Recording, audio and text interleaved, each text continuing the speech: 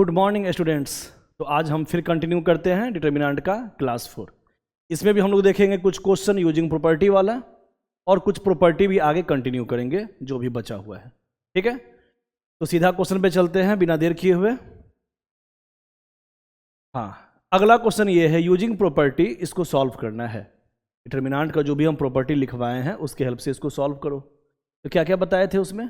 Main property में यही ना बताए थे कि किसी भी एक रो या एक कॉलम में दो एलिमेंट, तीन एलिमेंट में से कम दो एलिमेंट 0 0 होना चाहिए, चाहे रो वाइज चाहे कॉलम वाइज। ठीक है, तो यहां पे देखो तो उससे पहले डबल जीरो लाने से पहले एक चीज हम बताए थे तुमको कि ये कोशिश करना है कि तीनों का तीनों एलिमेंट सेम दिखे। अगर सेम दिखता है ना तो डबल जीरो लाना बहुत आसान हो जाता है। तो यहां तो सेम नहीं दिख रहा है, तो सबसे पहले सेम करेंगे, उसके बाद डबल जीरो लाएंगे। ठीक है, तो देखो तो क्या किया जाए इसमें। डिटर्मिनेंट का यूजिंग प्रॉपर्टी वाले हर क्वेश्चन में किसी भी एक रो या एक कॉलम में डबल जीरो लाना ही है ना। 3 by 3 अगर ऑर्डर रहेगा तो तीन एलिमेंट में से दो एलिमेंट 0 0 आना चाहिए, चाहे रो 1 में, चाहे रो 2 में, या रो 3 में, या कॉलम 1 में, या कॉलम 2 में, या कॉलम 3। तो एक काम करें, इसमें से ए कॉमन ले लें। इसमें से ए अगर कॉमन बाहर निकालेंगे, डिटर्मिनेंट में जब भी कॉमन लेते हैं तो किसी एक लाइन से ही कॉमन लेते हैं। जब ए इसमें से कॉमन लेंगे तो 1 ए स्क्वायर बचेगा। इसमें से बी कॉमन ले लो, यहां बचेगा 1 बी स्क्वायर, और यहां से सी कॉमन ले लो, तो क्या क्या बचेगा? 1 सी स्क्वायर। देख लो, है ना। अब देखो तो एक लाइन में तीनों एलिमेंट सेम आ गया। तो सेम आने से क्या फायदा होता है? अगर हम कॉलम 1 में से कॉलम 2 घटाएंगे तो यहाँ 0 आ जाएगा। फिर कॉलम 2 में से कॉलम 3 घटाएंगे, इसमें से ये घटाएंगे, 1 - 1 फिर से 0 आ जाएगा। तो एक लाइन में डबल जीरो लाना आसान हो जाता है। इसलिए बताया है कि डबल जीरो लाने से पहले सबसे पहले हमको सोचना है कि तीनों एलिमेंट सेम कब आए। अगर इसमें से ए कॉमन निकाल लिए, इसमें से बी कॉमन निकाल लिए, इसमें से सी कॉमन निकाल लिए, तो यहाँ 1 1 1 बचा। अब अगर हम आगे काम करते हैं, देखना डबल जीरो आ जाएगा। क्या काम करेंगे? कॉलम 1 की जगह लिखेंगे कॉलम 1 माइनस कॉलम 2, लगा दिए प्रॉपर्टी। अब कॉलम 1 में से कॉलम 2 घटाएंगे तो 1 - 1 0, ए माइनस बी, यहां हो गया ए स्क्वायर माइनस बी। एक 0 तो आ गया इस लाइन में, है ना। अब एक काम करें, कॉलम 2 के जगह पे लिखे कॉलम 2 माइनस कॉलम 3, कॉलम 2 के जगह लिखेंगे कॉलम 2 माइनस कॉलम 3, है ना। ये कॉलम 2 तो यहाँ भी कॉलम 2 ही लिखना है, ये कॉलम 1 तो यहाँ भी कॉलम 1 ही लिखना है। आगे कुछ भी करो, कुछ कांस्टेंट के साथ भी काम कर सकते हो, मतलब 2 3 4 यहाँ कुछ लिख सकते हो अगर जरूरत पड़े तो। लेकिन ये दोनों सेम होना चाहिए, चाहे ये दोनों सेम होना चाहिए। तो कॉलम 2 की जगह पे कॉलम 2 माइनस कॉलम 3, तो कॉलम 2 में से कॉलम 3 घटाएंगे तो 1 - 1 0, बी माइनस सी, और यहाँ बी स्क्वायर माइनस सी, और यहाँ आ गया 1 सी स्क्वायर। सीधा इसको सॉल्व किया जाए।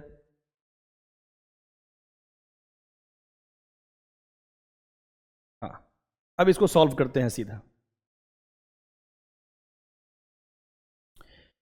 0 मल्टीप्लाई एनीथिंग 0, सेकेंड एलिमेंट में माइनस लगता है, बताए हुए हैं।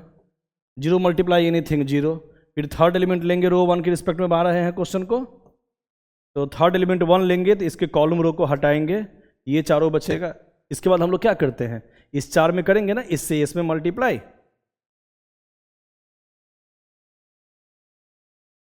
ठीक है, इससे इसमें मल्टीप्लाई, अब माइनस इससे इसमें मल्टीप्लाई,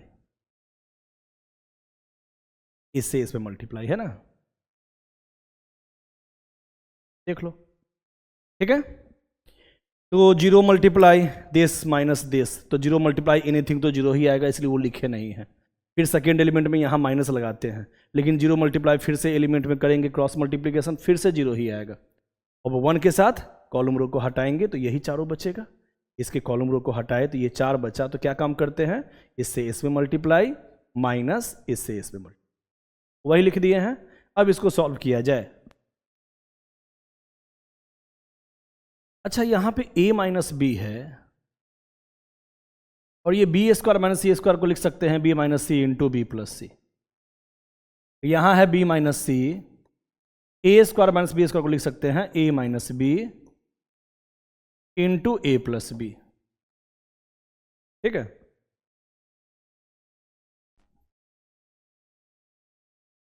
अब इस दोनों लाइन में से देख लो, a minus B, B minus C common ले लें, यहाँ से यहाँ, ये कॉमन आ गया ना दोनों में। देखो ध्यान देना, a माइनस बी और b माइनस सी मल्टीप्लाई के फॉर्म में कॉमन हम बाहर निकाल लिए। a minus B, B minus C दोनों में से कॉमन लिए तो यहां बच गया b प्लस सी, और यहां बच गया माइनस a प्लस बी।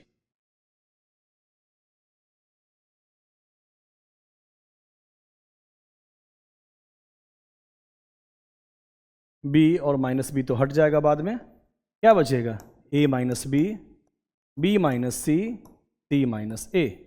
देख लो यही तुम्हारा आंसर आ गया। आंसर हमेशा जो भी प्रूफ वाला क्वेश्चन हो, चाहे बहुत एल्जेब्रिक वाला फॉर्म हो, आंसर हमेशा देखना तुम लोग कि हमेशा फैक्टराइज फॉर्म में ही आता है, और फैक्टराइज फॉर्म में ही हम लोग अक्सर इसमें निकालते हैं डिटर्मिनेंट का वैल्यू। ठीक है, तो यही फॉर्म आ गया तुम्हारा आंसर। लेकिन क्या होता है, हम तुम लोग को बताए भी हुए हैं कि ऑब्जेक्टिव क्वेश्चन में जब यही सब क्वेश्चन को आएगा सॉल्व करने के लिए, तो कुछ फॉर्म अगर हम याद कर लेंगे ना तो हमको क्वेश्चन जल्दी बन जाता है। जैसे बताए थे पहले कि अलजेब्रा कुछ लिखवा दिए थे फॉर्मूला 9th 10th वाला, अगर उसको याद कर लेंगे तो कुछ क्वेश्चन जल्दी बन जाएगा। कुछ फॉर्म और है जो ऑब्जेक्टिव कंपटीशन वाले क्वेश्चन में तुम लोग को स्पीड बढ़ाने में काम देगा। तो वो प्रॉपर्टी पहले लिख लो, उसके बारे में हम बताएंगे, अभी तो सॉल्व करके हम बता दिए हैं। ठीक है, आगे देखो, कुछ प्रॉपर्टी लिख लेना है। हम 6 प्रॉपर्टी तक लिखवा दिए थे, 7वां से यहाँ स्टार्ट कर रहे हैं। ठीक है, प्रॉपर्टीज ऑफ डिटर्मिनेंट जो बचा हुआ है वही हम लिखवा रहे हैं।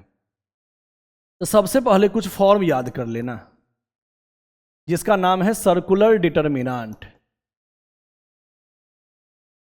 सर्कुलर डिटर्मिनेंट में जब हम इस टाइप का फॉर्म सॉल्व करते हैं, 1a square, 1b square, 1c square, ऐसा कभी भी फॉर्म आएगा ना, या रो वाइज या कॉलम वाइज। 1a स्क्वायर, देखो फर्स्ट रो को फर्स्ट कॉलम में लिख दिए हैं, सेकेंड रो को सेकेंड कॉलम में लिख दिए हैं, और थर्ड रो को थर्ड कॉलम में। अब वैसे भी तुम लोग जानते हो डिटर्मिनेंट का पहला प्रॉपर्टी लिखवाए थे, कोई भी मैट्रिक्स फॉर्म का डिटर्मिनेंट वैल्यू निकालो या उसका ट्रांसपोज करके निकालो। ट्रांसपोज का मतलब रो को कॉलम वाइज लिख के, फर्स्ट रो को फर्स्ट कॉलम में, सेकेंड रो को सेकेंड कॉलम में, थर्ड रो को थर्ड कॉलम। ठीक है, तो उससे कोई अंतर नहीं पड़ता है। ठीक है, तो फर्स्ट रो को फर्स्ट कॉलम, सेकेंड रो को सेकेंड कॉलम में रख दिए हैं, और थर्ड रो को थर्ड कॉलम में रख दिए।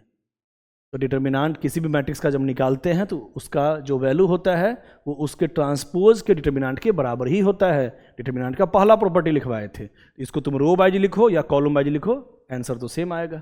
और इसका आंसर क्या आएगा उसको याद कर लेना। कभी भी 1a square, 1b square, 1c square वाला फॉर्म पे आए फॉर्म ये डिटर्मिनेंट, तो इसका आंसर होता है a minus B into B minus C into C minus a. ये इसलिए बोल रहे हैं याद करने के लिए क्योंकि ये दूसरे क्वेश्चन सब में इन्वॉल्व रहता है, मतलब ये दूसरे फॉर्म में ये फॉर्म मिक्स रहेगा। अगर ये याद रहेगा तो दूसरे फॉर्म के बीच में जब भी ये कंडीशन आएगा सीधा तुम ऐसा आंसर लिख सकते हो। जैसे अभी जस्ट क्वेश्चन बताए थे ना ये, अब इसमें से a कॉमन ले लिए, b कॉमन ले लिए, c कॉमन ले लिए, तो क्या बच गया 1a square, 1b square, 1c square. इसी का ना वैल्यू यहाँ पे लिखा हुआ है, देखो तो 1a square, 1b square, 1c square. सीधे लिख देते a minus B, B minus C, C minus a. तो यहाँ पे जो हम बताए थे इसका आंसर सीधे लिख देते a minus B, B minus C, C minus A, direct ये आंसर आ जाता है ना। ए बी सी इंटू, इसका रिजल्ट क्या आया था a minus B into B minus C into C minus. ये जो फॉर्म है ना दूसरे दूसरे क्वेश्चन में मिक्स रहता है। जैसे हम ए बी सी कॉमन ले लिए तो ये क्या आ गया, वही फॉर्मूला आ गया जो आगे लिखवाए हैं। तो सीधा इसका आंसर ये लिख सकते हो ऑब्जेक्टिव क्वेश्चन, लेकिन सब्जेक्टिव में तो हमको बनाना ही पड़ेगा, इसलिए इसको सॉल्व करके भी बता दिए हैं। ये कहाँ से आता है a minus B into B minus C into C minus a, कैसे आता है वो भी बता दिए। ठीक है, तो इस फॉर्म को याद ही कर जाना, जो आगे हम लिखवा रहे हैं इसको तुम लोग याद कर जाना।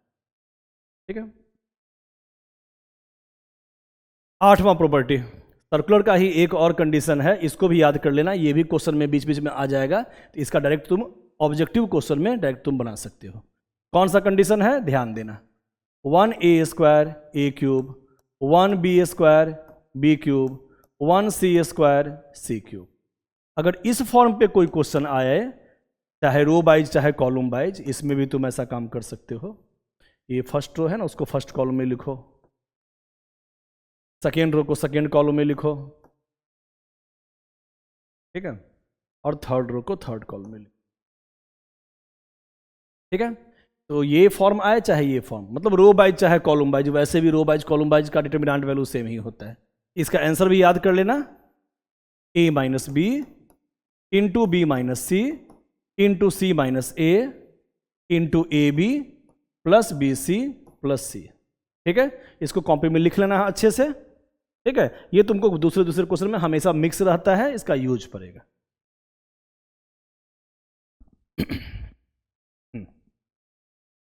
ठीक है, इसको याद कर लेना है।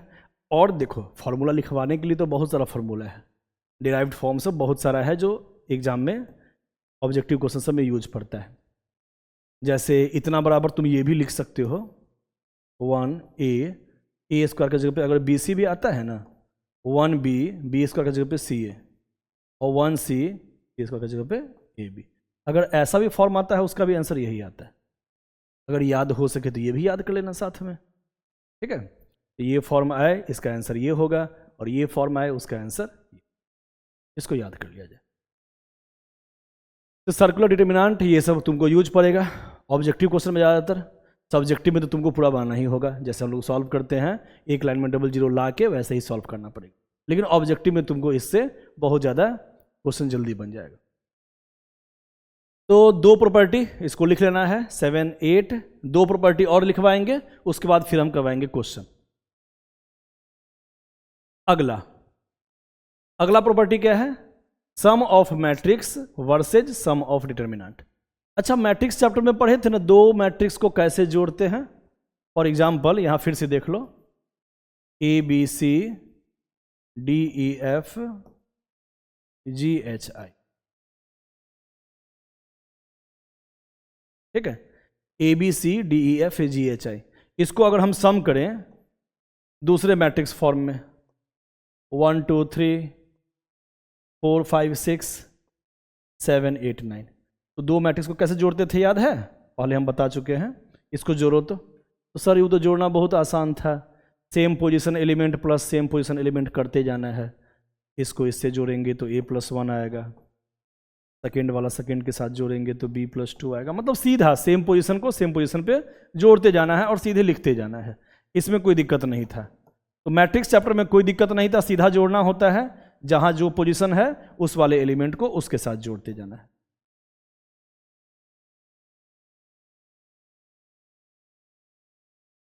H+8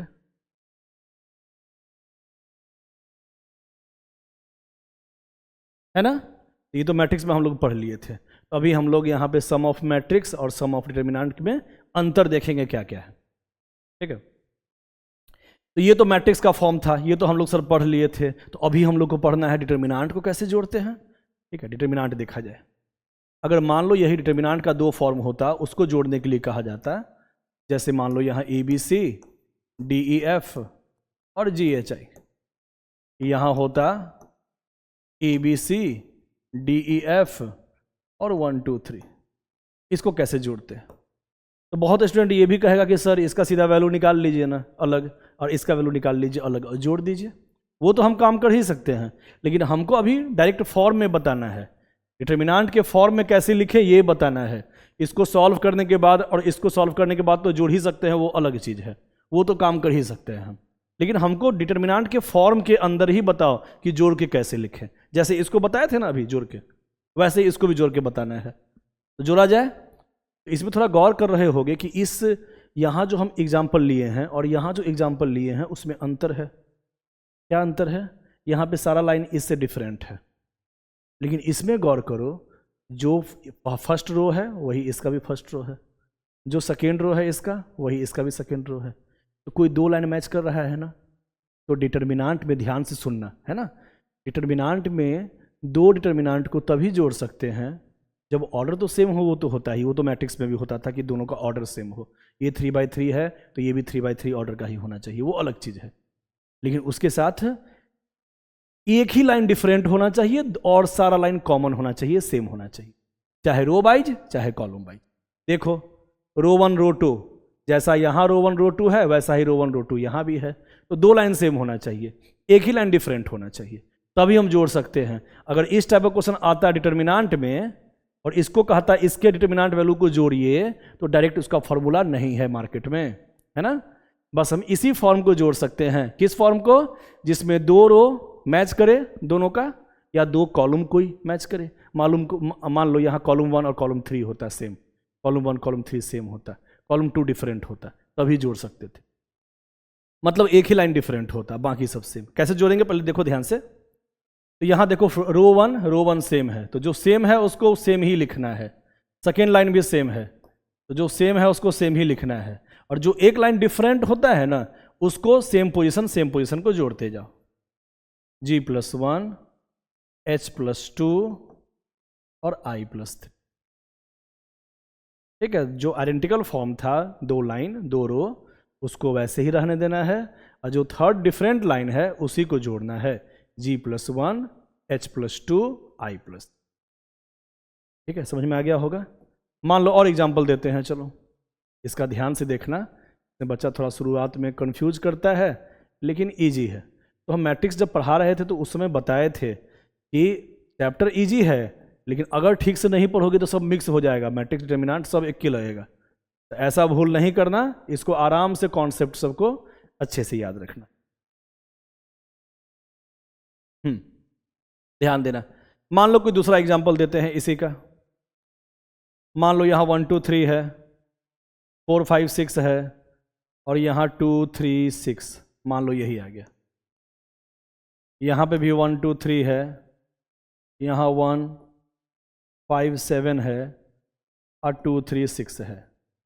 तो क्या इसको जोड़ सकते हैं? पहले दिमाग लगाओ तो, क्या इसको जोड़ सकते हैं? क्योंकि डिटरमिनेंट के सारे फॉर्म को डायरेक्ट हम इस फॉर्म में नहीं रख सकते हैं, नहीं जोड़ सकते हैं। वो तभी जोड़ सकते हैं जब सॉल्व किया जाए तब, लेकिन 2 लाइन अगर मैच कर जाएगा तब जोड़ सकते हैं। तब इस टाइप का फॉर्म हम यहाँ लिख सकते हैं। तो देखो तो कोई 2 लाइन मैच कर रहा है, रो वाइज नहीं लेकिन कॉलम वाइज मैच कर रहा है ना। यहाँ देखो, यहाँ पे भी 1 2 3, यहाँ पे भी 1 2 3। ठीक है, ये दोनों मैच कर रहा है। यहाँ भी 1 2 3, यहाँ भी 1 2 3, ये भी 2 3 6, ये भी 2 3 6। ठीक है, मैच कर रहा है ना ये दोनों। तो रो 1 और कॉलम 1 मैच कर रहा है और कॉलम 3 मैच कर रहा है। तो जब भी 3 कॉलम या 3 रो में कोई 2 कॉलम मैच कर जाए या 2 रो मैच कर जाए, एक ही कोई लाइन डिफरेंट हो, तभी हम डिटरमिनेंट के डायरेक्ट फॉर्म में हम वैल्यू पुट कर सकते हैं। इस टाइप का फॉर्म बना सकते हैं। तो कैसे बनाते हैं फिर से बताना। जो सेम है उसको सेम ही रहने दो। 1 2 3 है तो 1 2 3 ही रहेगा। 2 3 6 2 3 6, तो यहाँ भी 2 3 6 ही रहेगा। और जो डिफरेंट कॉलम है 4 5 6 और 1 5 7, बस डिफरेंट वाले को जोड़ दो। 4 + 1 5, 5 + 5 10, और 6 + 7।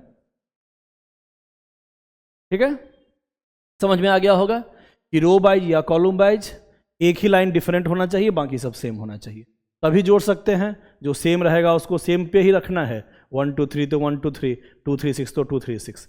और जो डिफरेंट लाइन है सिर्फ उसी को जोड़ के लिखना है, चाहे वो रो वाइज हो या कॉलम वाइज हो।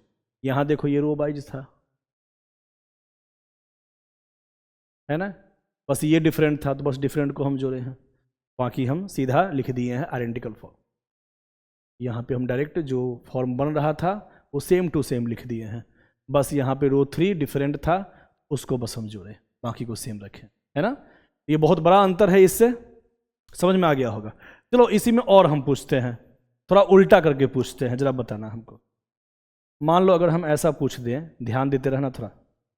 ABC DEF G+1 H+2 और I+3। अब इसको हम 2 को जोड़े हैं। अब ये एक फॉर्म को हमको तोड़ना है, अब जोड़ना नहीं है तोड़ना है, मतलब उल्टा काम करना है। इसको एक्सपेंड करना है, 2 पार्ट में एक्सपेंड करना है। तो अगर हम इसको एक्सपेंड करना चाहे तो एक्सपेंड में भी यही दिमाग लगेगा ना। जो हम ये कहाँ यहाँ पे जोड़े हैं और यहाँ पे इसको तोड़ के लिखना है 2 पार्ट में। इसको 2 पार्ट में कैसे लिखेंगे? जो सेम है उसको सेम रखना, ABC DEF। ध्यान देना थोड़ा, यहाँ पे भी ABC DEF देखना, जो सेम है उसको सेम जगह रख दिए। और इसको हम 2 पार्ट में तोड़ रहे हैं। एक पार्ट लिख दिए GHI यहाँ, और एक 1 2 3 जो सम में था उसको आगे लिख। तो बोलोगे कि सर ये तो आप ठग रहे हैं, इसी का नाम उल्टा लिख दिए हैं। तो दोनों तरीका से मालूम तो होना चाहिए ना कि कैसे कैसे हम लोग इसको बनाते हैं, कैसे सॉल्व करते हैं। तो जोड़ने के समय में जब हम G1 और H2 और I3 को जोड़े हैं तो इतना बराबर इतना भी तो लिखने आना चाहिए, उल्टा वाला फॉर्म, है ना, उल्टा भी फॉर्म लिखने आना चाहिए। तो यहाँ पे देख लो, यही फॉर्म हम बताए हैं यहाँ पे दोबारा, बस ये उल्टे तरफ से है। इतना बराबर अगर इतना लिख रहे हैं तो ये दोनों को हम सेम रखे हैं और बस इसको GHI को एक जगह लिख दिए हैं और 1 2 3 को एक जगह, ठीक है। तो इतना जो LHS इक्वल टू RHS भी समझ में आना चाहिए और RHS इक्वल टू LHS भी समझ में आना चाहिए, उल्टा फॉर्म भी समझ में, है ना। अच्छा, इसी में अगर बताओ यहां पे अगर माइनस होता, यहां अगर माइनस का काम होता तब क्या करते पता है? यहां अगर माइनस होता तो फिर से सेम वाला फॉर्म सेम जगह पे रखते, और माइनस अगर होता तो यहां माइनस लग जाता, है ना, G-1 H-2 I-, जो डिफरेंट लाइन है उसमें यही काम होता है। प्लस रहेगा तो प्लस कर देना है, G1 को H2 को और I3 को प्लस कर देना है। अगर माइनस रहता बीच में तो जो डिफरेंट लाइन है उसी में बीच में माइनस हो जाता है। ठीक उसी प्रकार यहाँ पे मान लो अगर माइनस होता तो क्या करते, जो सेम लाइन है 1 2 3 1 2 3 1 2 3 वो सेम रखते, 2 3 6 2 3 6 2 3 6 सेम रखते, और यहाँ 4 में से 1 माइनस होता तो 4 - 1 यहाँ 3 लिखते, 5 - 5 0 लिखते, और यहाँ 6 - 7 -1 यहाँ लिख देते। बाकी दोनों लाइन सेम होता, बस यहाँ माइनस का काम होता तो 4 5 6 में से 1 5 7 माइनस करके यहाँ लिख देते। ठीक है, मतलब जैसा प्लस वैसा ही माइनस, इसमें दिक्कत नहीं होना चाहिए। यहाँ पे भी मान लो अगर यहाँ माइनस माइनस होता, इसको एक्सपेंड करना होता तो जो दो लाइन सेम है उसको तो सेम ही रख दिए और इसको दो पार्ट में एक्सपेंड कर देते। GHI यहाँ लिख दिए हैं, -1 -2 -3 में यहाँ माइनस लिख देते तो हो जाता -1 -2 -3, या यहाँ प्लस लगा के यहीं पे -1 -2 -3 कर देते, ये भी काम कर सकते थे। ठीक है, आगे बढ़ते हैं। अच्छा, पीछे एक और देखना प्रॉपर्टी, जो पीछे अभी हम पढ़ाए हैं यहाँ पे सर्कुलर डिटर्मिनेंट, इसमें एक काम और करते। इस टाइप का फॉर्म है ना, हम पहले ही बताए हैं कि बहुत ज़्यादा काम देता है। इसमें अगर 1AA² है, 1BBA² है और 1CCA² है तो इसमें ये भी काम कर सकते थे ना। अगर मान लो क्वेश्चन में आ गया 1 sin x sin square x, 1 sin y sin square y, 1 sin z sin square z, तो आंसर क्या आता? अब यहाँ a की जगह कुछ भी रहे, बस फॉर्म सेम होना चाहिए। हम क्या बोल रहे हैं, दोबारा सुनो। यहाँ 1AA² है, 1BBA² है, 1CCA² है, इसका आंसर क्या आता है? a - b × b - c × c - a। अगर a की जगह पे sin x होता, यहाँ sin y होता और यहाँ sin z होता तो सेम फॉर्म चलता है। बस a की जगह sin x होता तो यहाँ sin x - sin y sin z और sin z - sin x होता। अब a की जगह तुम्हारा 2 और 2² है तो a की जगह क्या पुट करते? 2 पुट करते, तो वो तो दिक्कत नहीं है। वो a की जगह कुछ भी हो, बस फॉर्म ऐसा ही होना चाहिए। कैसा? 1AA², जैसे 1 sin x sin square x, 1 sin y sin square y, 1 sin z sin square z, कुछ इस टाइप का फॉर्म होता तो कैसे लिखते? a की जगह sin x था तो a की जगह sin x पुट कर दो, तो sin x - sin y × sin y - sin z × sin z - sin x। मतलब फॉर्म ऐसा ही रहे, वेरिएबल का नाम चेंज हो जाए तो यहाँ भी नाम चेंज कर देंगे, इसमें कुछ नहीं है। वो वैसे ही बता दिए हैं। मान लो कुछ क्वेश्चन आ जाए ABC नहीं लिखा हुआ हो, यहाँ लिखा हुआ हो XX, 1XX², 1YY² और 1ZZ², तो क्या करेंगे? a की जगह x आ गया है तो a की जगह x, b की जगह y बोले हैं और c की जगह z बोले हैं, तो x - y y - z z बना सकते। ये तो बहुत आसान चीज़ है, ये तो वैसे ही बता दिए हैं। यहाँ पे भी वैसा फॉर्म आ जाए तो यही फॉर्म लिख देंगे। a की जगह जो भी नाम कहेगा a की जगह पुट कर देंगे, b की जगह जो कहेगा वो b की जगह पुट कर देंगे, और जो c की जगह कहेगा वो c की जगह। ठीक है, हाँ, ये भी हो गया डिस्कस। इसको बढ़िया से लिख लेना है, अगर नहीं समझ में आया दोबारा एक बार फिर से देख लेना है, समझ में आ जाएगा। आगे बढ़ा जाए। हाँ, तो अभी हम कितना बताए हैं प्रॉपर्टी? आज 3 ही बताए हैं। ठीक है, 7th 8th 9th 3 प्रॉपर्टी। इसको कॉपी में अच्छे से लिख लो, फिर से आगे बढ़ा जाए। अब देखो यूजिंग प्रॉपर्टी, चलो फिर से क्वेश्चन बनाया जाए। जो बचा हुआ था आगे का क्वेश्चन सब, केसी सिन्हा का सारा इंपॉर्टेंट क्वेश्चन हम बता रहे हैं, अपने से भी बना के देखना है और सभी जो क्वेश्चन बचा हुआ है वो भी देख लेना है। ठीक है, तो बना के देखते हैं यूजिंग प्रॉपर्टी से कैसे बनाया जाए। डबल जीरो लाना है, है ना। एक लाइन में तुमको डबल जीरो आना चाहिए, चाहे रो वाइज चाहे कॉलम वाइज। तो डबल जीरो लाने के लिए सबसे पहले क्या सोचते हैं कि सेम एलिमेंट आ जाए, तीनों का तीनों, चाहे रो वाइज चाहे कॉलम वाइज। तो क्या करेंगे, तो तीनों का तीनों एलिमेंट सेम होगा। देखो तो ऐसा काम कर दें क्या, कॉलम 1 की जगह लिख दें column 1 plus column 2 plus column 3। अगर हम कॉलम 1 में कॉलम 2 कॉलम 3 को जोड़ेंगे तो जरा बताओ तो कितना होना चाहिए। ये है कॉलम 1, इसमें जोड़ना है कॉलम 2 और कॉलम 3 को। तो कॉलम 1 में कॉलम 2 कॉलम 3 जोड़ो, मतलब इस तीनों को साथ में जोड़ के यहाँ लिखो, इस तीनों को यहाँ जोड़ के लिखो और इस तीनों को यहाँ जोड़ के, इसको इसको इसको जोड़ो तो जरा मन में, column 1 plus column 2 plus column 3, column 1 में कॉलम 2 कॉलम 3 को सामने सामने जोड़ना है। बस ये याद रखना है ना कि यहाँ कॉलम 1 लिखे हैं तो यहाँ कॉलम 1 ही होना चाहिए, आगे कोई कॉफिशिएंट नहीं होना चाहिए, 1 2 3 कोई कांस्टेंट नहीं होना चाहिए। और उसके आगे तुम कितने भी कॉलम को जोड़ सकते हो साथ में, ठीक है। बस यहाँ कॉलम 1 है तो यहाँ कॉलम 1 ही होना चाहिए। तो कॉलम 1 में कॉलम 2 कॉलम 3 को जोड़ रहे हैं तो जोड़ो तो इस तीनों को, minus b plus b 0, minus c plus c 0 और प्लस ए माइनस ए 0। इस तीनों को जोड़ के देखो तो 0 ही आ रहा है। कॉलम 2 को जरा जोड़ो तो, कॉलम 1 को कॉलम 2 कॉलम 3 में जोड़ रहे हैं सामने सामने, इस तीनों को जोड़ रहे हैं तो यहाँ 0 आया है, इस तीनों को जोड़ रहे हैं तब पर भी 0 ही आ रहा है। और इस तीनों को जोड़ो तो plus c minus c 0, minus b plus b 0, minus a plus a 0। अब इस तीनों को जोड़ेंगे तो यहाँ 0 ही आएगा। बाकी बी माइनस सी माइनस ए, सी माइनस ए माइनस बी, ए माइनस बी, बी माइनस। अब ये सबसे कोई मतलब नहीं है, हम प्रॉपर्टी में लिखवाए हुए थे किसी एक रो में या किसी एक कॉलम में सारा एलिमेंट अगर 0 आ जाए तो उसका वैल्यू क्या होता है, उस डिटर्मिनेंट का वैल्यू 0 होता है ना, प्रॉपर्टी में लिखवाए थे। तो यहाँ पे हम देख रहे हैं कि कॉलम 1 का सारा एलिमेंट 0 के बराबर है, कॉलम 1 का सारा एलिमेंट 0 के बराबर है, इसका मतलब इसका डिटर्मिनेंट वैल्यू सीधा 0 आएगा, आंसर। तो प्रॉपर्टी याद रहेगा तभी ना क्वेश्चन बनेगा जल्दी जल्दी, है ना। तो प्रॉपर्टी को बढ़िया से पढ़ लेना है, याद कर लेना है। आगे बढ़ते हैं। हाँ, ये प्रूफ किया जाए, कैसे बनाया जाए देखते हैं। LHS यूजिंग प्रॉपर्टी, इसको प्रूफ किया जाए। अब देखो यहाँ लिखा हुआ नहीं है यूजिंग प्रॉपर्टी, लेकिन एग्जाम जब होगा ना CBSE चाहे बिहार बोर्ड, तो वहाँ तुमको लिखा हुआ होगा यूजिंग प्रॉपर्टी से ही क्वेश्चन को बनाना है। लेकिन एक चीज़ याद रखना, 2025 और 2024 में ही रूल आया था कि CBSE में प्रॉपर्टी वाला क्वेश्चन जो है डिटर्मिनेंट का वो नहीं पूछेगा, है ना, वो क्वेश्चन को स्किप कर देना है बोर्ड के लिए। लेकिन हम लोग को तो पढ़ना है, यहाँ पे CBSE वाला स्टूडेंट है तो बिहार बोर्ड का भी तो स्टूडेंट है, चाहे दूसरे स्टेट बोर्ड का स्टूडेंट है, या हम लोग जब कंपटीशन का एग्ज़ाम देंगे तो प्रॉपर्टी याद रहेगा तभी ना जल्दी से सिंप्लीफाई हो पाएगा। इसलिए पढ़ना सब इंपॉर्टेंट होता है। लेकिन यूजिंग प्रॉपर्टी वाला जो भी क्वेश्चन बता रहे हैं ना, वो CBSE से हटा दिया गया है, वो सिलेबस में नहीं है। लेकिन कंपटीशन और बिहार बोर्ड और दूसरे स्टेट बोर्ड में ये सब क्वेश्चन पूछ रहा है, ठीक है। तो चलो इसको यूजिंग प्रॉपर्टी से ही बनाया जाए। इतना इक्वल टू इतना हमको प्रूफ करना है, X square Y Z, Y square Z x, Z square X Y. Solve किया जाए।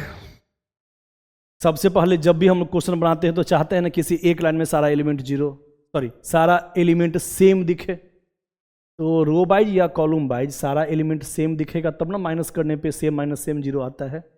बार बार ये बोलते हैं हर क्वेश्चन में, गौर करना। तो ये सेम है क्या, चाहे ये सेम है क्या, नहीं ना सेम है। तो एक काम करें, इसको सेम लाने के लिए यहाँ दिमाग लगाना पड़ेगा। अब थोड़ा बढ़िया क्वेश्चन सब आ रहा है तो थोड़ा सा दिमाग लगाना पड़ेगा, ठीक है। एक काम करें, इसमें x से अपने मन से मल्टीप्लाई कर दें। अगर इस लाइन में x से मल्टीप्लाई करेंगे, देखो इसमें x से मल्टीप्लाई कर रहे हैं। अच्छा, अपने मन से मल्टीप्लाई करेंगे तो x से डिवाइड भी तो करना पड़ेगा, क्योंकि ये इसके बराबर थोड़ी ना आएगा। x से हम मल्टीप्लाई किए हैं तो x से डिवाइड भी करो, उसको बाहर भी कॉमन बाहर निकाल सकते हो, 1/x 1/x 1/x, कि एक लाइन में से एक एलिमेंट को तो बाहर हम कॉमन ले ही सकते हैं। तो x से मल्टीप्लाई किए हैं तीनों में तो x से डिवाइड भी, और 1/x 1/x 1/x को मान लो तुम बाहर निकाल दिए। जैसे यहाँ y से मल्टीप्लाई किए तो कितना हो गया, y स्क्वायर y क्यूब, यहाँ x y z, y से मल्टीप्लाई किए तो, और y से तीनों में मल्टीप्लाई किए हैं तो y से डिवाइड भी करेंगे। तो डिवाइड चाहे यहाँ करो y से, चाहे 1/y 1/y 1/y, बाहर कॉमन निकालो, बात बराबर है। फिर यहाँ भी z से मल्टीप्लाई किए, अब z से मल्टीप्लाई किए तो ये बन गया z², ये बन गया z³, ये बन गया xyz। तो z से मल्टीप्लाई किए हैं तो z से डिवाइड भी कर दी।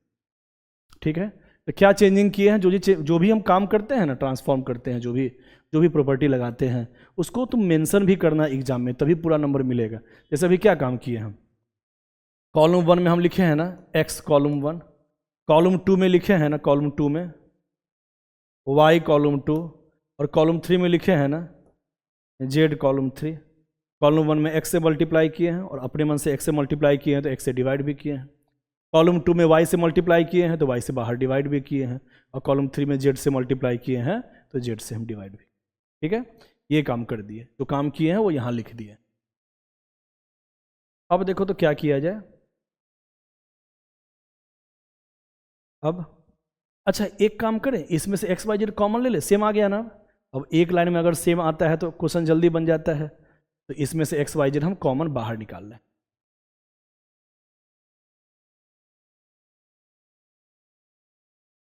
ये तो 1/xyz पहले से लिखा हुआ था, जब xyz यहाँ कॉमन बाहर निकालेंगे तो हो जाएगा xyz बटे xyz, वही यहाँ पे लिखे हैं। अब बाकी सब तो लिखते जाओ, x² y² z², x³ y³ z³, और यहाँ से कॉमन लिए हैं xyz xyz xyz, तो यहाँ आ गया 1 1 1। ठीक है, अब इसको सॉल्व कर देना, अब तो सॉल्व हो जाएगा, आसानी से बन जाएगा वो क्वेश्चन। ठीक है, चलो बना ही देते हैं, तो हम सॉल्व कर ही देते हैं। अब क्या काम करें यहाँ पे देखना, यहाँ करें एक काम, कॉलम 1 की जगह लिख दें कॉलम 1 माइनस कॉलम 2, तो कॉलम 1 में से कॉलम 2 घटाओ, ये तो कट गया है। हाँ, अब ये कॉलम 1 में से कॉलम 2 घटाएंगे, x² माइनस y² यहाँ लिख दो, इसमें से ये घटाओ x³ माइनस y³, और इसमें से ये घटाओ 1 - 1। ठीक है, अब हम कॉलम 2 के जगह लिखेंगे कॉलम 2 माइनस कॉलम 3, कॉलम 2 में से कॉलम 3 को माइनस करो तो कॉलम 2 में से कॉलम 3 को घटाएंगे तो आएगा y² minus z² y³ minus z³ और 1 - 1 0, z² z³, ये तो सेम रह जाएगा। अब क्वेश्चन को सॉल्व कर दो, अब एक्सपेंड कर सकते हैं क्योंकि एक लाइन में 0 आ चुका है। अब इसको सीधे एक्सपेंड करते हैं, चलो एक्सपेंड किया जाए तो कैसे करें एक्सपेंड, रो 3 के रिस्पेक्ट में कर रहे हैं एक्सपेंड। ठीक है, तो 0 multiply anything 0 minus 0 multiply anything 0, यहाँ का एलिमेंट जब भी यूज करते हैं ना तो उसके आगे माइनस लगाते हैं, इसीलिए देखो यहाँ हम माइनस लगा दें। ये सब एलिमेंट जब भी यूज करेंगे वो फैक्टर्स के रूप में तो वहाँ माइनस लग जाता है। अभी हम रो 3 के रिस्पेक्ट में आ रहे हैं, तो 0 मल्टीप्लाई एनीथिंग तो 0 ही होता है। अब 0 के आगे तुम माइनस लगाओ या प्लस लगाओ अंतर नहीं पड़ेगा, लेकिन हम बता दिए हैं कि यहाँ जो भी एलिमेंट होता है उसके आगे माइनस लगता है। उतना मल्टीप्लाई कॉलम रो को हटाते हैं, इतना मल्टीप्लाई इतना माइनस इतना मल्टीप्लाई इतना, ये लिखे नहीं है क्योंकि 0 मल्टीप्लाई एनीथिंग तो 0 ही होगा। फिर 1 के साथ क्या लिखेंगे, 1 के साथ अगर इसके हम कॉलम और रो को हटाएंगे यही बचेगा, इतना मल्टीप्लाई इतना, इतना मल्टीप्लाई इतना अगर लिखते हैं, माइनस इतना मल्टीप्लाई इतना, इतना मल्टीप्लाई इतना। ठीक है, 1 के साथ कॉलम रो को हटाए हैं तो इतना मल्टीप्लाई इतना माइनस इतना मल्टीप्लाई इतना, वो लिख दिए हैं। ठीक है, अब सॉल्व करते हैं, देखते हैं इतना आता है कि नहीं। चलो ये a² माइनस b² फॉर्मूला याद रहना चाहिए, अलजेब्रा का जो भी लिखवाए हैं पीछे फॉर्मूला उसको बढ़िया से याद कर लेना है। अब बताओ x² माइनस y² कितना होगा, होगा ना x minus Y into X plus Y. यहाँ देखो तो y³ माइनस z³ क्या होता है फॉर्मूला, a³ माइनस b³ पढ़े होगे, a³ माइनस b³ होता है a minus b into a² plus ab plus b², यही होता है form, a³ minus b³ a minus B into a² plus ab plus b², उसी फॉर्म पे रख दिए हैं। आगे भी लगाते हैं फॉर्मूला। अब यहाँ पे x³ माइनस y³ तो x minus Y into x square plus x Y plus Y square, और y square minus Z square क्या हो जाएगा, y minus Z into Y plus, ठीक है। A cube minus b cube, a minus B into a square plus a b plus b square, ये लगा दिए हैं अलजेब्रा का फॉर्मूला जो कल लिखवाए भी थे। और A square minus B square, तो Y square minus Z square, Y minus Z into Y plus Z. अगर अलजेब्रा का फॉर्मूला नहीं याद है तो पीछे जो हम अभी लेक्चर दिए हैं डिटर्मिनेंट 2 में, उसमें देख लेना है, 2 और 3 सब, उसमें फॉर्मूला हम लिखवा दिए हैं अलजेब्रा का। तो 9th 10th का फॉर्मूला वैसे ही बताए हैं कि बहुत इंपॉर्टेंट है, जो भी अलजेब्रिक फॉर्म लिखवाए हैं प्रीवियस लेक्चर में उसको अच्छे से कॉपी में नोट कर लेना है और याद कर लेना है। वही लगाए हैं यहाँ पे, a square minus B square तो याद होगा सबको, a minus B into A plus b, और a cube minus b cube क्या होता है, a minus B into a square plus a b plus b square. ठीक वही काम यहाँ भी किए हैं, a cube minus b cube वाला फॉर्मूला लगाए हैं, a minus B into a square plus a b plus b square, तो Y square minus Z square क्या हो गया, Y minus Z into Y. अब देखो तो कुछ कॉमन आ रहा है दोनों में से, इसमें भी x माइनस वाई, इसमें भी x माइनस वाई, कॉमन बाहर निकाल लो, और इसमें भी y माइनस जेड और इसमें भी y माइनस जेड, इसको भी बाहर निकाल लो। ये दोनों हम कॉमन, x माइनस वाई और y माइनस जेड, ये हम कॉमन ले लिए, तो क्या क्या बच गया, x plus Y multiply this form minus, यहां से ये दोनों कॉमन लिए हैं तो ये दोनों बच गया,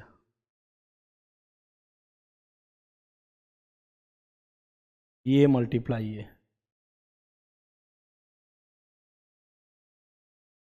ठीक है। तो ये दोनों कॉमन ले लिए हैं, तो जो बच गया दोनों उसको हम लिख दिए हैं। थोड़ा लेंदी पड़ता ही है ये सब क्वेश्चन सब, है ना, लेंदी थोड़ा पड़ेगा ही।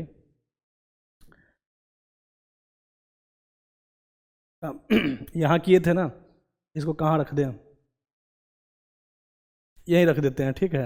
यही काम किए थे ना, इसमें एक्स से किए थे मल्टीप्लाई वाई से, वही लिखा हुआ है। जगह का कमी है तो थोड़ा ऊपर करें इसको हम।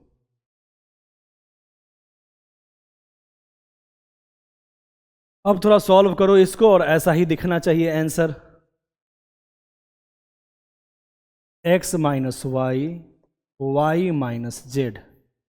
अब चलो मल्टीप्लाई करो x को वाई स्क्वायर के साथ, एक्स वाई स्क्वायर, एक्स यहाँ जाएगा तो एक्स वाई जेड, एक्स से जेड स्क्वायर में करो तो हो जाएगा एक्स जेड स्क्वायर, फिर वाई को अंदर ले जाओ तो वाई क्यूब, वाई यहाँ जाएगा तो Y square Z plus Y Z के पास जाएगा तो वाई जेड स्क्वायर हो जाएगा, फिर माइनस लिखा हुआ है और अंदर सबको मल्टीप्लाई करो, एक्स स्क्वायर से करो तो हो जाएगा X square Y plus X square Z, फिर एक्स वाई अंदर जाएगा तो हो जाएगा एक्स वाई स्क्वायर और एक्स वाई जेड, फिर वाई स्क्वायर अंदर जाएगा तो वाई क्यूब अब plus Y square Z.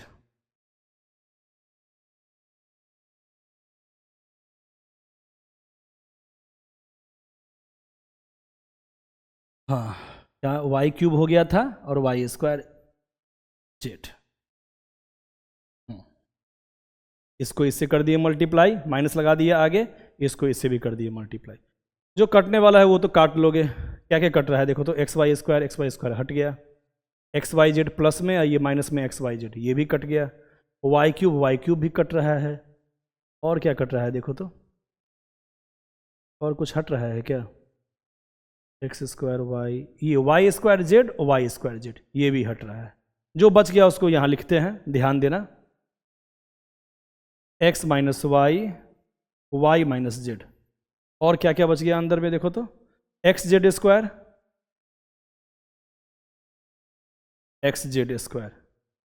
Plus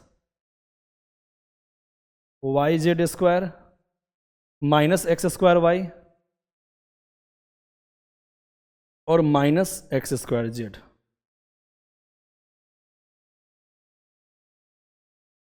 x minus y minus z, x z और एक्स जेड, इसमें से कॉमन ले लें, एक्स जेड अगर कॉमन लेंगे दोनों में से तो जेड माइनस एक्स ही ना बचेगा, और इस दोनों में से कुछ कॉमन आ रहा है क्या देखो तो, अच्छा वो तो बाद में कर लेंगे, चलो चाहे कॉमन कर ही लेते हैं। तो इस दोनों में से हम कॉमन लिए थे एक्स जेड, तो बच गया जेड माइनस एक्स, और यहाँ में से कॉमन लेते हैं y, तो y कॉमन लेंगे तो आएगा Z square minus x square. y common लिए तो Z square minus x square.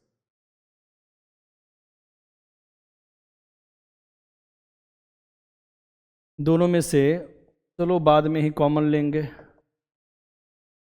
इसको लिख दे z minus x into z plus x, है ना। A square minus B square क्या होता है, a minus B into A plus b, वही वाला फॉर्म लगा दिए हैं यहाँ पे। अब देखो अब क्या किया जाए, X minus Y, Y minus Z, इस दोनों में से क्या कॉमन आएगा, Z minus X, Z minus X, इसको बाहर निकाल दो जेड माइनस एक्स को, तो यहाँ से कॉमन ले लिए हैं, ये दोनों को बाहर निकाल दिए, तो क्या बच गया एक्स जेड, और यहाँ y के साथ बच गया ये फॉर्म, तो y के साथ ये फॉर्म बच गया, y के साथ बच गया z प्लस एक्स, ठीक है, यही बचा है। अब ये y अंदर जाएगा तो क्या लिखाएगा, y Z plus Y x, तो यहीं पे लिख दें, y अंदर गया तो मल्टीप्लाई होके बन जाएगा Y Z plus Y X. देखो तो आंसर आया, ये फॉर्म आया कि नहीं देख लो, x minus Y, Y minus Z और जेड माइनस एक्स, ये तीनों का मल्टीप्लाई आया है, x minus Y, Y minus Z, Z minus X, हाँ सर वही है। और उसके आगे क्या है, X Y plus Y Z plus Z X, यहाँ पे भी वही है, X Y plus Y Z plus Z, ठीक है, आ गया answer is equal to R H. तो कोई कोई क्वेश्चन थोड़ा सा रहता है लेंदी क्वेश्चन, ये सब लेंदी क्वेश्चन सब है, ठीक है। अच्छा यहाँ पे भी एक चीज़ देख रहे हो, ये फॉर्म हम बता चुके हैं ना, ध्यान देना, ये फॉर्म अगर किसी को याद होता जो पीछे बता चुके हैं, ये फॉर्म कहाँ गया, ये form 1a square a cube, 1b square b cube और 1c स्क्वायर सी क्यूब, तो a minus B, B minus C, C minus a b plus b c plus c, तो ऐसा ही फॉर्म उसको भी कर सकते थे ना, क्या हम कह रहे हैं, ध्यान देना, यहाँ देखना, इसको भी अगर ऊपर कर देते, इसको नीचे कर देते तो माइनस लिखते, हम बताए थे ना कि दो रो इंटरचेंज होगा तो माइनस बाहर लिखते हैं, तो 1 और 1 को यहाँ लिखते और इसको यहाँ लिखते, तो माइनस बाहर निकलता, फिर यहाँ X square Y square Z square आता, जो ये वाला लाइन यहाँ पे, इसको भी इंटरचेंज करते तो वही फॉर्म आ जाता, एक माइनस और बाहर निकलता, और यहाँ हो जाता 1 1 1 X square Y square Z square, X cube Y cube Z cube, और उसका सीधे रिजल्ट ये जो आता है सीधे लिख देते, है ना। ट्राई करना, ये पहले क्या करना, R1 R3 को इंटरचेंज करना, इसको यहाँ रखना, इसको यहाँ रखना, तो माइनस एक बाहर लिखेंगे, प्रॉपर्टी यही ना कहता है, दो रो को इंटरचेंज करेंगे तो माइनस बाहर लिख देंगे, फिर ये वाला फॉर्म जब यहाँ आता तो इसको फिर से इंटरचेंज करते, तो फिर एक माइनस बाहर निकलता और उसको फॉर्म मिला के देखते तो वो प्रॉपर्टी से डायरेक्ट यहाँ आ जाता 1 1 1 X square Y square Z square, X cube Y cube Z cube, बस डायरेक्ट रिजल्ट होता है यही फॉर्म, है ना। तो अगर वो दिमाग लगाएंगे तो कंपटीशन वाला क्वेश्चन जल्दी बनेगा, तो वो सब आगे बताएंगे, जब कंपटीशन वाला क्वेश्चन बताएंगे ना तो उसमें शॉर्टकट सब भी बताएंगे, ठीक है। अभी तो बोर्ड मॉडल क्वेश्चन सब जो भी है वो हम बता रहे हैं, सब्जेक्टिव टाइप क्वेश्चन सब बता रहे हैं। आगे देखा जाए क्वेश्चन नंबर 8, अब इसको कैसे बनाया जाए, ध्यान देना, फैक्टोरियल वाला क्वेश्चन है, कैसे दिमाग लगाएं,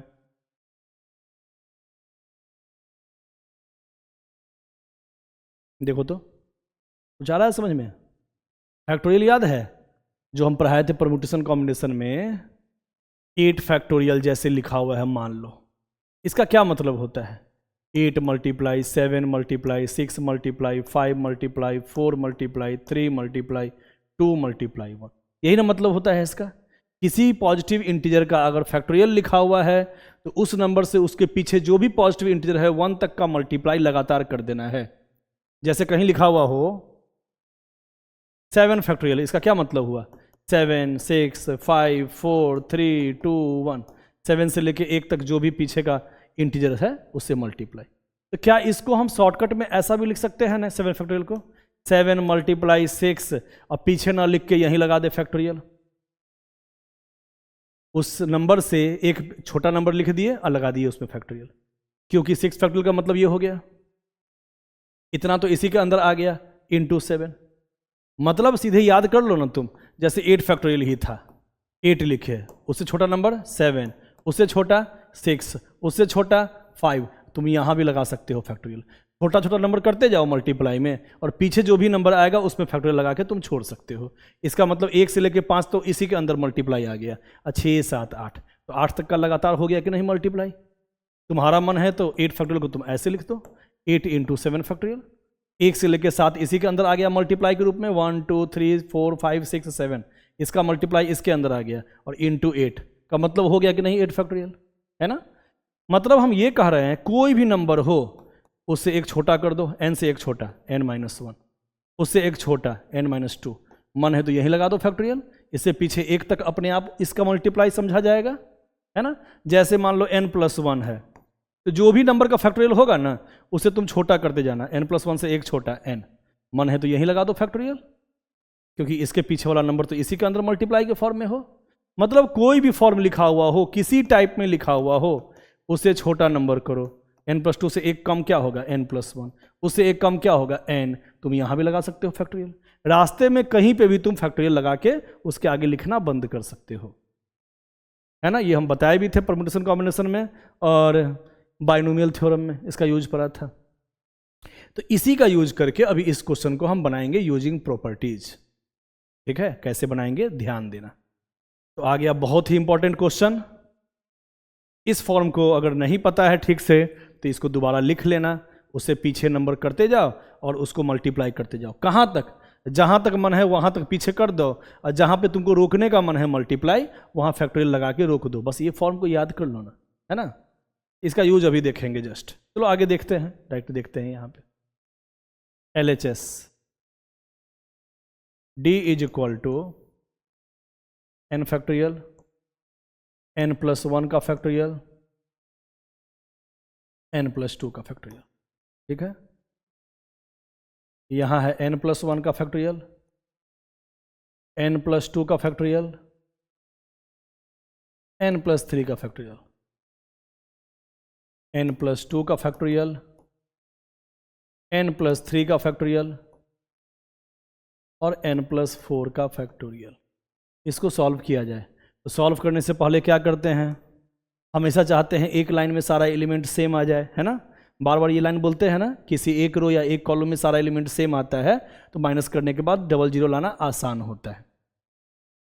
तो एक काम किया जाए, ये तो फैक्टोरियल वाला क्वेश्चन है, इसको थोड़ा संभाल के बनाना पड़ेगा, ध्यान देना।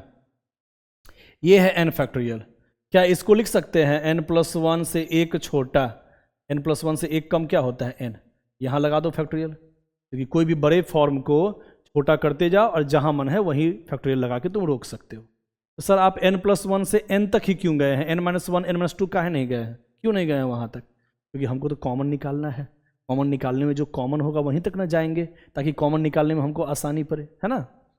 चलो इसको भी लिखो, n+2 उससे छोटा, n+1 उससे छोटा नंबर n, यहीं पे लगा दो फैक्टोरियल, आगे नहीं लिखना है इसका मतलब। चलो यहाँ बताना, ये तो वैसे रहने दो। अब यहाँ n+2 को लिख दें, इसका फैक्टोरियल है तो लिख सकते हैं n+2 इंटू n+1 का फैक्टोरियल, एक कम कर दिए लगा दिए फैक्टोरियल, ताकि बाद में ये दोनों कॉमन बाहर निकल सके।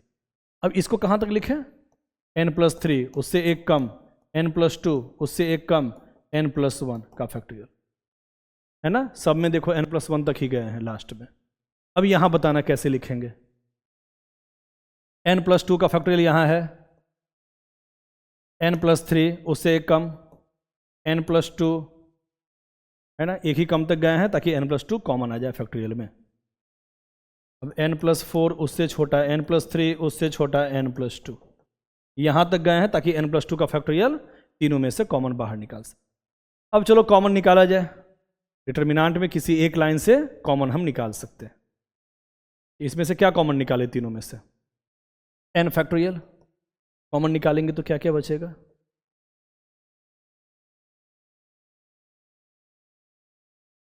अगर यहाँ से n फैक्टोरियल कॉमन ले लिए तो यहाँ बच गया 1, यहाँ ये कॉमन निकाले हुए हैं तो बच गया n+1, और यहाँ ये कॉमन निकाले हुए हैं तो बच गया n+2 इंटू n+1। अब इस लाइन में से हम n+1 का फैक्टोरियल कॉमन लेंगे, तो n+1 का ले लिए फैक्टोरियल कॉमन तो बच गया यहाँ 1, यहाँ ये कॉमन लिए हैं तो n+2, और यहाँ n+1 का फैक्टोरियल कॉमन लिए हैं तो ये दोनों बच गया है n+3 इंटू n+2। अब यहाँ तीनों में से हम कॉमन लेंगे n+2 का फैक्टोरियल, यहाँ बच गया 1, यहाँ कॉमन लिए तो बच गया n+3, और यहाँ से कॉमन लिए n+2 का फैक्टोरियल तो बच गया ये दोनों n+4 इंटू n+।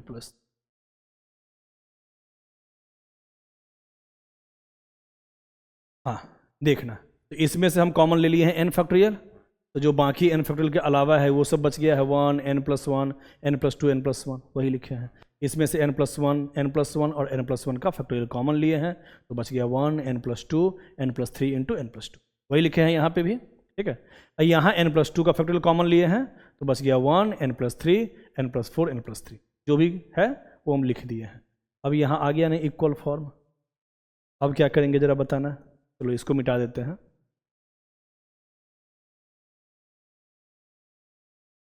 देखा जाए अब आगे क्या करते हैं।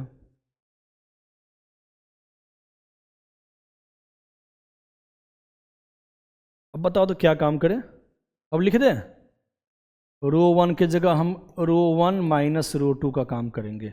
रो 1 में से रो 2 को घटाएंगे, देखना ध्यान देना। अच्छा बार बार हमको ये भी देखना है कि ना कि लाना क्या है RHS में, लाना तो है n फैक्टोरियल का पावर 3, मतलब n फैक्टोरियल 3 बार मल्टीप्लाई होना चाहिए। तो एक काम करें इसको भी थोड़ा सॉल्व करते जाते हैं साथ में। ये n फैक्टोरियल तो एक है ही, और ये n+1 का फैक्टोरियल, तो n+1 के फैक्टोरियल को लिख सकते हैं n+1 और उससे एक कम क्या होता है n, यहाँ लगा दिए फैक्टोरियल। इसके जगह पे लिख दिए हैं n+1 के फैक्टोरियल की जगह पे लिख दिए हैं n+1 इंटू n फैक्टोरियल। फिर n+2 का फैक्टोरियल क्या हो जाएगा n+2 उससे एक कम n+1 उससे एक कम n, यहीं लगा दिए फैक्टोरियल, एक कम करते गए और जब n आ गया दोनों में तो वहीं तक हम फॉर्म लिखे हैं। यहाँ भी देख लो और यहाँ भी, ये था n फैक्टोरियल और n+1 का फैक्टोरियल क्या लिखे हैं n+1 into n factorial, n तक ही गए हैं पीछे, और n+2 n+1 into n factorial इसके लिए लिखे, ठीक है। अब यहाँ क्या कर रहे हैं R1 में से R2 को माइनस कर रहे हैं, तो R1 में से R2 घटाओ तो सामने सामने 1 - 1 0, और n+1 में से n+2 घटाएंगे तो n से n कट जाएगा और 1 - 2 कितना हो जाएगा -1, और इसमें से ये घटाओ तो मन में घटाओ तो इसमें से ये घटाएंगे तो क्या होगा। देखो कितना आसान तरीका हम बता रहे हैं, ध्यान देना। जब इसमें से ये घटाएंगे तो अगर दिमाग तेज है तो तुम मन में भी कर सकते थे, जब इतना माइनस इतना लिखेंगे तो n+2 तो कॉमन आ गया, अगर n+2 दोनों में से कॉमन लेंगे तो क्या बचेगा n+1 माइनस n+3, यही ना बचता अभी। देख लो n+2 अगर हम कॉमन ले लिए तो क्या बच गया n+1 माइनस n+3, तो क्या बचा 1 - 3 - 2। तो हम कह सकते हैं ना कि सर यहाँ n+2 इंटू 1 - 3 - 2 ही बचता, तो हम पूरा फॉर्म नहीं लिखे हैं इतना माइनस इतना, क्योंकि हम मन में ये काम कर सकते हैं कि जब इतना माइनस इतना आएगा तो n+2 कॉमन ले लेंगे, n+2 को कॉमन बाहर निकाल दिए हैं, तो क्या बचेगा अंदर में n+1 में से n+3 माइनस वाला काम, तो n+1 में से n+3 घटाएंगे तो n कट जाएगा और 1 - 3 बच जाएगा -2, जो हम यहाँ तुम लोग को रिप्रेजेंट करके दिखा दिए। n+2 कॉमन लेते तो n+1 माइनस n+3 आता और 1 - 3 -2 हो जाता। सही बात है ना, वही लिख दिए यहाँ पे, देख लो।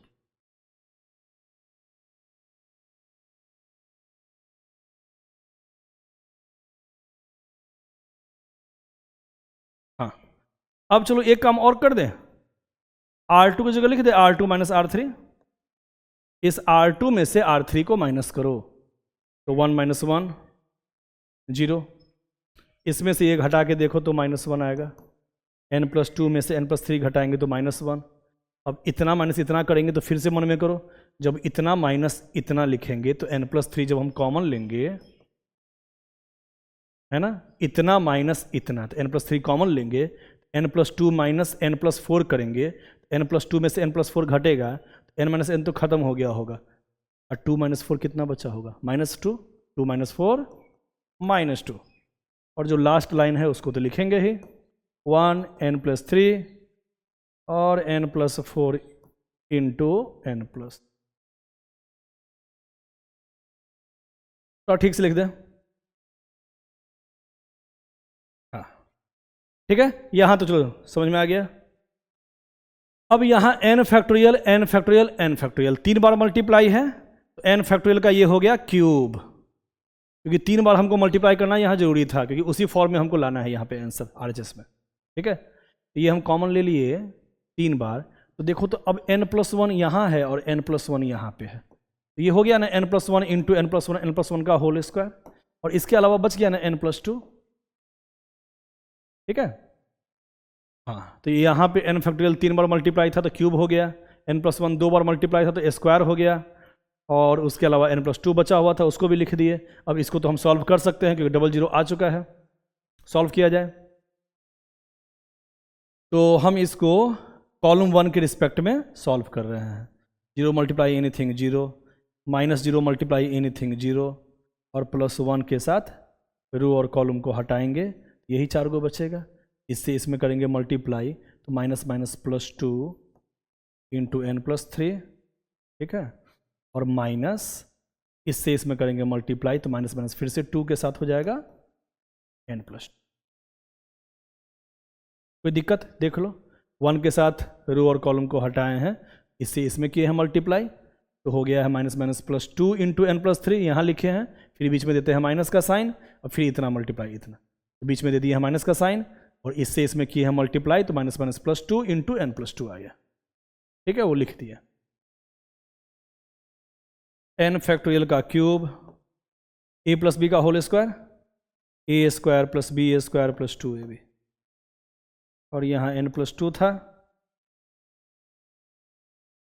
यहाँ कितना बचा देखो तो 2n, और यहाँ -2n, ये तो बाद में कट गया होगा ना, +2n -2n कट गया होगा, 3 × 2 6 बचा होगा यहाँ, और 2 × 2 माइनस में 4 बचा होगा।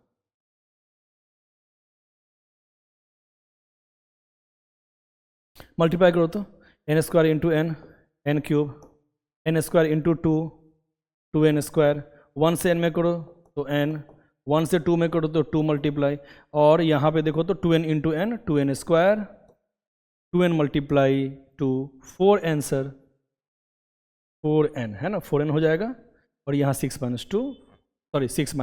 2। अब यही आंसर है क्या देख लो तो,